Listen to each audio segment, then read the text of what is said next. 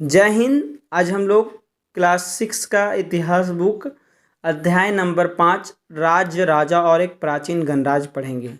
इससे पहले हम लोगों ने 1 लेसन 2, 3 और 4 पढ़ा। अध्याय 4 में हमने किताबें क्या बताती है हमें, किताबें और कब्रें पढ़ा था।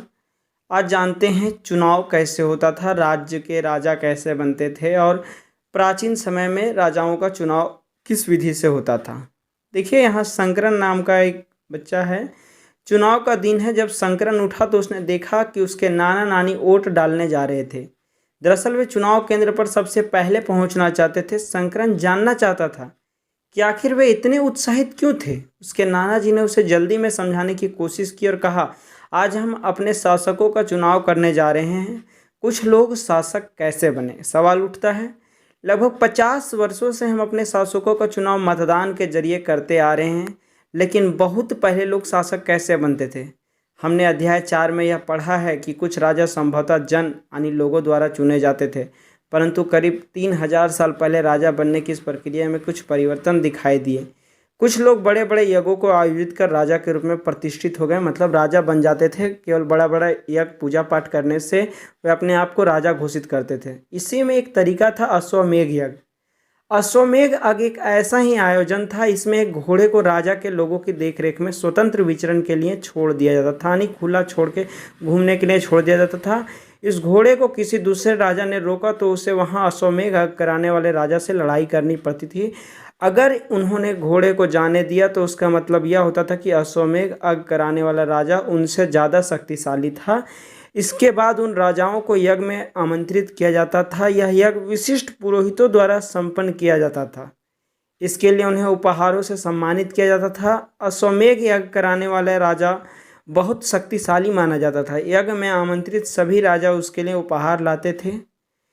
इसमें कहना चाह रहा है कि पहले लोग यज्ञ कराने का एक ऐसा तरीका था जिसमें एक घोड़े को छोड़ दिया जाता था और वह घोड़ा को जो पकड़ता था उससे अश्वमेध कराने वाले राजा से झगड़ा करना होता था, यानी कि उससे युद्ध करना होता था। अगर युद्ध में अश्वमेध यज्ञ कराने वाला राजा जीत जाता था तब वह घोड़ा फिर से आगे बढ़ता था, नहीं तो हार जाने पर वह अश्वमेध यज्ञ नहीं करा सकता था और उस राजा शक्तिशाली राजा बन नहीं पाता था। आगे देखिए, इन सभी आयोजनों में राजा का मुख्य स्थान होता था। उसे राज सिंहासन या बाग की खाल के लिए एक विशेष आसन पर बिठाया जाता था। युद्ध क्षेत्र में राजा का सारथी ही उसका सहचर होता था। यज्ञ के अवसर पर वह राजा की विजयों तथा अन्य गुणों का गान करता था। राजा के सगे संबंधी, खासकर उनकी रानियां तथा पुत्रों को भी कई छोटे छोटे अनुष्ठान करने होते थे। अनुष्ठान का मतलब होता है पूजा पाठ। मतलब राजा अगर अश्वमेध यज्ञ घूम के आ जाता था तब वह अश्वमेध राजा करवाने लगता था और इसमें वह घोड़े की खाल पर नहीं, बाघ की खाल पर बैठता था। साथ ही अगर पॉसिबल होता था तो वो राज सिंहासन पर बैठकर भी अपना हवन करता था, पूजा पाठ करता था, जो यज्ञ का काम होता था। उसके रानी और पुत्रों को भी छोटे छोटे अनुष्ठान करवाने होते थे। अनुष्ठान का मतलब पूजा पाठ। अन्य सारे आमंत्रित राजाओं का काम सिर्फ बैठकर यज्ञ की पूरी प्रक्रिया को देखना भर था। राज्य के ऊपर पुरोहित पवित्र जल के छिड़काव के साथ साथ अन्य कई अनुष्ठान करता था। विष अथवा वैश्य, हमने कल भी किताबें और कब्र में बताया था अध्याय 4 में कि वैश्य जो सबसे निचली जाति के आते थे, जैसे समान लोग उपहार लाते थे जिन्हें पुरोहित शूद्र मानते थे। पुरोहित जो होते थे पंडित जाति के लोग होते थे, उनको नीच जाति के मानते थे। उन्हें कई अनुष्ठानों में शामिल नहीं किया जाता था, मतलब उन्हें बहुत सारे अनुष्ठान में, पूजा पाठ में शामिल नहीं किया जाता था। कुछ कुछ अनुष्ठानों में उन्हें शामिल किया जाता था। आगे देखिए, यहाँ एक टॉपिक आता है वर्ण। वर्ण का अर्थ मतलब होता है जाति। इस समय उत्तर भारत में खासकर गंगा यमुना क्षेत्र में कई ग्रंथ रचे गए हैं। ऋग्वेद के बाद रचे होने के कारण ये उत्तर वैदिक ग्रंथ कहे जाते हैं। कल हमने ऋग्वेद ग्रंथ के बारे में बताया था। उसमें उसके बाद जो ग्रंथों की रचना हुई उन्हें उत्तर वैदिक ग्रंथ के नाम से जाना जाता है। इसके अंतर्गत सामवेद, अजुर्वेद, अथर्ववेद तथा अन्य ग्रंथ शामिल हैं। इन सारे ग्रंथों को उत्तर वैदिक ग्रंथ में माना जाता है, कहा जाता है। पुरोहितों द्वारा रचित इन ग्रंथों में विभिन्न प्रकार के अनुष्ठान और उसके संपादन की विधियां बताई गई है। इनमें सामाजिक नियमों के बारे में भी बताया गया है। उस समय समाज में कई समूह थे जिनमें पुरोहित, योद्धा, कृषक, पशुपालक, व्यापारी शिल्पकार, श्रमिक, मछली पकड़ने वाले तथा जंगल में रहने वाले लोग शामिल थे। जहाँ कुछ पुरोहितों तथा योद्धा वैभवशाली थे, वहीं कुछ कृषक और व्यापारी भी धनवान थे। दूसरी ओर पशुपालक, शिल्पकार, श्रमिक, मछली पकड़ने वाले, शिकारी तथा भोजन संग्राहक निर्धन थे यानी गरीब थे। पुरोहितों ने लोगों को 4 वर्गों में विभाजित किया, जिन्हें वर्ण कहते हैं यानी जाति कहते हैं आज के समय। उनके अनुसार प्रत्येक वर्ण के अलग अलग कार्य निर्धारित थे। पहला वर्ण ब्राह्मणों का था। उनका काम वेदों का अध्ययन, अध्यापन और अग करना था, जिसके लिए उन्हें उपहार मिलता था। दूसरा स्थान शासकों का था, जिन्हें क्षत्रिय कहा जाता था। उनका काम युद्ध करना और लोगों की रक्षा करना था। तीसरा स्थान पर विश्व या वैश्य थे। इनमें कृषक, पशुपालक और व्यापारी आते थे, यानी जो व्यापार करते थे। क्षत्रिय और वैश्य दोनों को ही अग करने का अधिकार प्राप्त था। वर्णों में अंतिम स्थान शूद्रों का था। इनका काम अन्य 3 वर्गों की सेवा करना था, मतलब तीनों का देखभाल करना। इन्हें कोई अनुष्ठान करने का अधिकार नहीं था, मतलब ये कोई पूजा पाठ नहीं कर सकते थे। प्रायः औरतों को भी शूद्रों के समान माना गया था। महिलाओं तथा शूद्रों को वेदों के अध्ययन का अधिकार नहीं था। पुरोहितों के अनुसार सभी वर्णों का निर्धारण जन्म के आधार पर होता था, यानी जिसका जिस वर्ण में जन्म हो गया, पंडित के वर्ण में हुआ तो वह पंडित बनता था। उदाहरण के तौर पे ब्राह्मण माता पिता की संतान ब्राह्मण ही होती थी। बाद में कुछ लोगों को अछूत माना गया। अछूत वर्गों में कुछ शिल्पकार, शिकारी तथा भोजन संग्राहक शामिल थे। साथ ही इनमें वे लोग भी आते थे जो शवों को दफनाने या जलाने का काम करते थे। इन लोगों का संपर्क अपवित्र माना जाता था। कई लोगों ने ब्राह्मणों द्वारा बनाई इस वर्ण व्यवस्था को स्वीकार नहीं किया। कुछ राजा स्वयं को पुरोहितों से श्रेष्ठ मानते थे। कुछ लोग जन्म के आधार पर वर्ण निर्धारण सही नहीं मानते थे। इसके अतिरिक्त कुछ लोग व्यवसाय के आधार पर लोगों के बीच भेदभाव उचित नहीं समझते थे, जबकि कुछ लोग चाहते थे कि अनुष्ठान संपन्न करने का अधिकार सबका हो। कई लोगों ने छुआछूत की आलोचना की। इस उपमहाद्वीप के पूर्वोत्तर क्षेत्र जैसे कई इलाकों में सामाजिक आर्थिक असमानता बहुत कम थी। यहाँ पुरोहितों का प्रभाव भी बहुत सीमित था। देखिए, यहाँ एक सवाल पूछा जा रहा है कि लोगों ने वर्ण व्यवस्था का विरोध क्यों किया। तो आप इसका जाहिर सी जवाब देख कर ही बता सकते हैं कि काफ़ी सारी भिन्नताओं के कारण लोग सभी समानता चाहते थे। समाज में भी बहुत सारी भिन्नता थी, जैसे लोगों को भेदभाव करने के वजह से पूजा पाठ करने का नीच जाति को विरोध था। बड़े लोग पूजा पाठ कर सकते थे। इन सारे का कई कारण थे जिसके वजह से वर्ण व्यवस्था पर विरोध किया जाता था। आगे टॉपिक है जनपद। महायज्ञों को करने वाला राजा अब जन के राजा ना होकर जनपदों के राजा माने जाने लगे। जनपद का शाब्दिक अर्थ जन के बसने की जगह होता है। हमने कल जन के बारे में बताया था। कुछ महत्वपूर्ण जनपद मानचित्र 4 में दिखाए गए, आगे हम लोग देखेंगे। पुरातत्वविदों ने इन जनपदों की कई बस्तियों की खुदाई की है। दिल्ली में पुराना किला, उत्तर प्रदेश में मेरठ के पास हस्तिनापुर और एटा के पास अंतरीजी खेड़ा इनमें प्रमुख हैं। खुदाई से पता चला है कि लोग झोपड़ियों में रहते थे और मवेशियों तथा अन्य जानवरों को पालते थे। वे चावल, गेहूं, धान, जौ, दालें, गन्ना, तिल तथा सरसों जैसी फसलें उगाते थे। लोग मिट्टी के बर्तन भी बनाते थे। इनमें कुछ धूसर और कुछ लाल रंग के होते थे। इन पुरा स्थलों में कुछ विशेष प्रकार के बर्तन मिले हैं जिन्हें चित्रित धूसर पात्र के रूप में जाना जाता है, जैसा कि इनके नाम से ही स्पष्ट है। इन बर्तनों पर चित्रकारी की गई है, आमतौर पर सरल रेखाओं तथा ज्यामितीय आकृतियों के रूप में हैं। जनपद के बाद आता है महाजनपद। करीब 2500 साल पहले कुछ जनपद अधिक महत्वपूर्ण हो गए थे, मतलब जनपदों में भी जो इम्पोर्टेंट थे, जो वैल्यूएबल थे, उन लोगों को महाजनपद कहा जाता था। इन्हें महाजनपद कहा जाने लगा। कुछ महाजनपदों को दिखाया गया है मानचित्र 4 में। देखिए, इसमें महाजनपद थे। अधिकतर महाजनपदों की एक राजधानी होती थी। कई राजधानियों में किलेबंदी की गई थी, अर्थात इनके चारों ओर लकड़ी, ईंट या पत्थर की ऊंची दीवारें बनाई गई थी। मतलब जो इनका एरिया होता था उसके बाहर के लकड़ी या ईंट या पत्थर आदि से दीवार बना दी जाती थी, जिसके अंदर इन लोग आसानी से राज करें। ऐसा लगता है कि लोगों ने अन्य राजाओं के आक्रमण से डरकर अपनी सुरक्षा के लिए इन किले का निर्माण किया। कुछ राजा अपनी राजधानी के चारों ओर विशाल, ऊंची और प्रभावशाली दीवार खड़ी कर अपनी समृद्धि और शक्ति का प्रदर्शन भी करते थे। इस तरह से किले के अंदर रहने वाले लोगों और उस क्षेत्र पर नियंत्रण रखना भी सरल हो जाता था, क्योंकि चारदीवारी कर देने के बाद बाहर अंदर का कनेक्शन ही हट जाता था। इस तरह की विशाल दीवार बनाने के लिए व्यापक योजना की आवश्यकता थी, मतलब बहुत बड़ी योजना में पैसे खर्च होते थे, लोगों का मेहनत जाता था और लाखों की संख्या में ईंटों तथा पत्थरों का इंतजाम करना पड़ता था। हजारों स्त्री पुरुष तथा बच्चों ने इनके लिए अथक परिश्रम किया होगा, इनके लिए संसाधनों की आवश्यकता पड़ी होगी। अब राजा सेना रखने लगे थे, सिपाहियों को नियमित वेतन देकर पूरे साल रखा जाता था। कुछ भुगतान संभवतः आहत सिक्कों के रूप में होता था। इन सिक्कों के बारे में हम अध्याय 8 में पढ़ेंगे।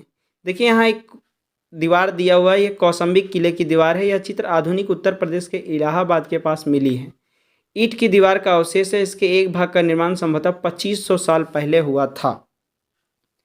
आगे है कर। कर हम उसे कहते हैं। महाजनपदों के राजा विशाल किले बनवाते थे और बड़ी सेना रखते थे, इसलिए उन्हें प्रचुर संसाधनों की आवश्यकता होती थी।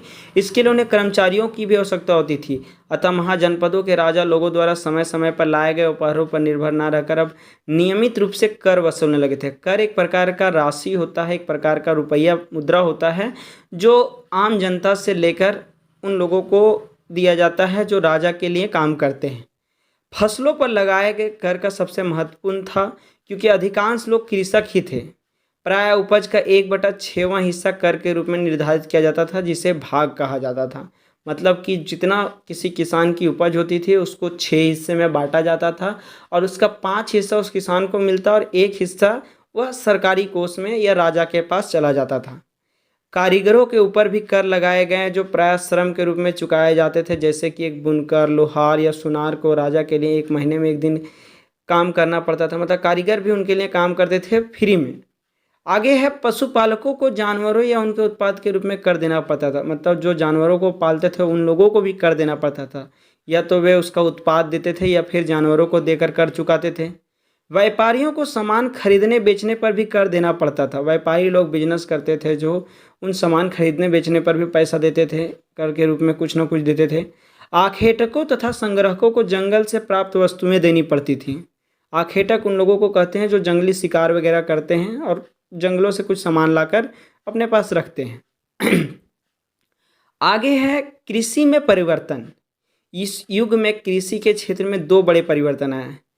हल के फाल अब लोहे के बनने लगे, मतलब पहले जो हल चलाया जाता था उसमें फार जो लगे होते थे वो लकड़ी के होते थे, लेकिन समय बदला और अब लोहे के फाल बनने लगे।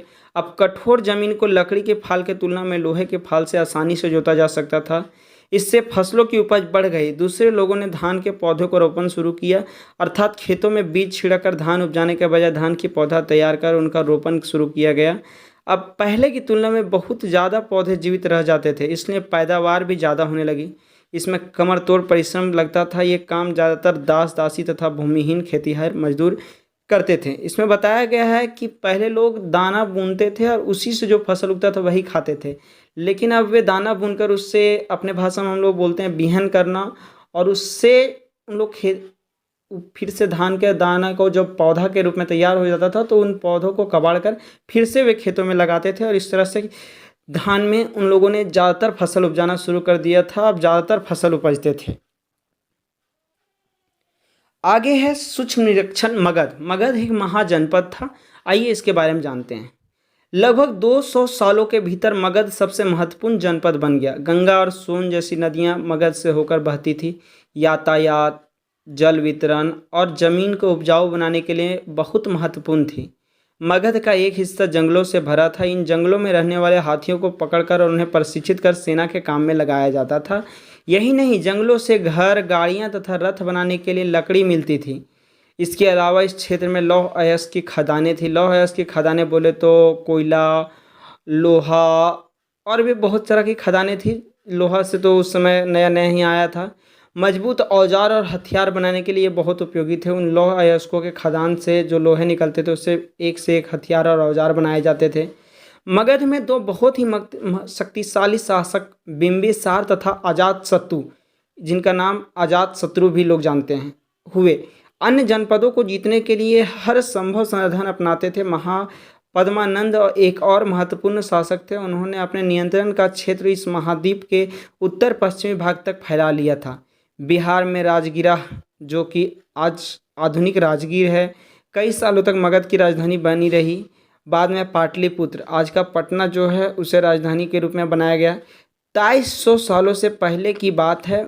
मेसिडोनिया का राजा सिकंदर विश्व विजय करना चाहता था, मतलब वो पूरे दुनिया पे विजय प्राप्त करना चाहता था। पूरी तरह सफल ना होने पर भी वह मिस्र और पश्चिमी एशिया के कुछ राज्यों को जीतता हुआ भारतीय उपमहाद्वीप में व्यास नदी के किनारे तक पहुंच गया। जब उसने मगध की ओर कुछ करना चाहा, मतलब मगध की ओर वो युद्ध करने के लिए आगे बढ़ा, तो उसके सिपाहियों ने इनकार कर दिया। वे इस बात से भयभीत थे कि भारत के शासकों के पास पैदल रथ और हाथियों की बहुत बड़ी सेना थी। इन सेनाओं और ऋग्वेद में उल्लिखित सेनाओं के बीच में हमें बहुत अंतर दिखता है। एक और जनपद है वजी। जैसा कि आपने ऊपर पढ़ा, मगध एक शक्तिशाली राज्य बन गया था। उसने नज़दीकी वजी राज्य था जिसकी राजधानी वैशाली, आज का बिहार थी। यह एक अलग किस्म की शासन व्यवस्था थी जिसे गण या संघ कहते हैं।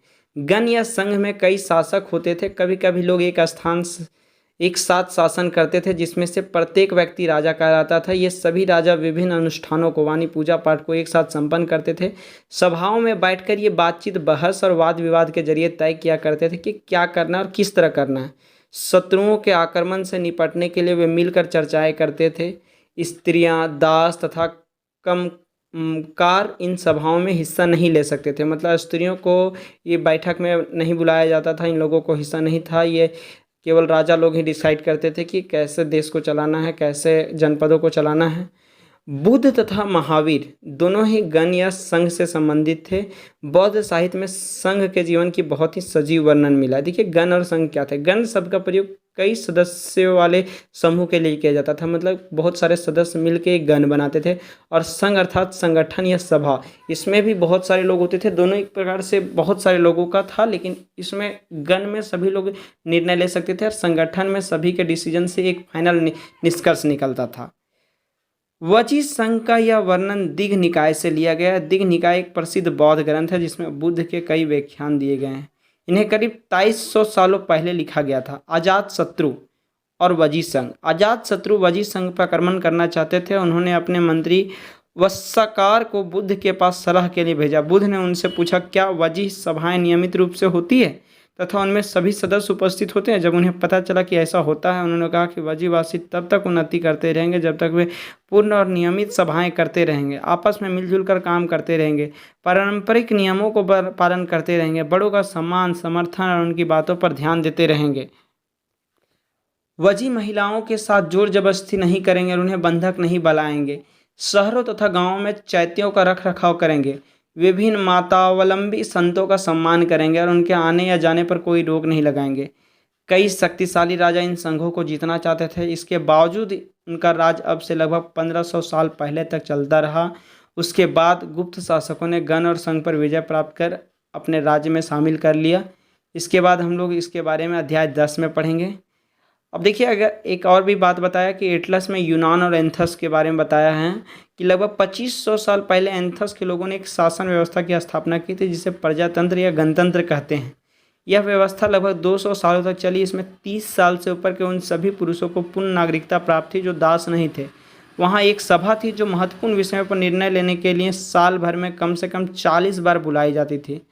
इस सभा में सभी नागरिक भाग ले सकते थे। शासन के कई पदों पर नियुक्तियां लॉटरियों द्वारा की जाती थी। सभी नागरिकों को सेना और नौसेना में अपनी सेवाएं देनी होती थी। औरतों को नागरिक का दर्जा नहीं मिला था। व्यापारियों तथा शिल्पकारों के रूप में एंथस में रहने और काम करने वाले बहुत से विदेशियों को भी नागरिक अधिकार नहीं मिले थे। एंथस में खदानों, खेतों, घरों और कार्यशालाओं में काम कर रहे दासों को भी नागरिक अधिकार नहीं मिले थे। इस प्रकार हमारा यह अध्याय 5 भी समाप्त होता है। राज्य, राजा और एक नए गणराज्य। इसके बाद हम लोग नया अध्याय 6 पढ़ेंगे। इसमें हम लोग जानेंगे। और वीडियो अगर पसंद आया हो तो आप लाइक करें। अगर साथ ही और भी इस तरह की वीडियो देखना चाहते हैं तो चैनल को भी सब्सक्राइब कर लें। धन्यवाद।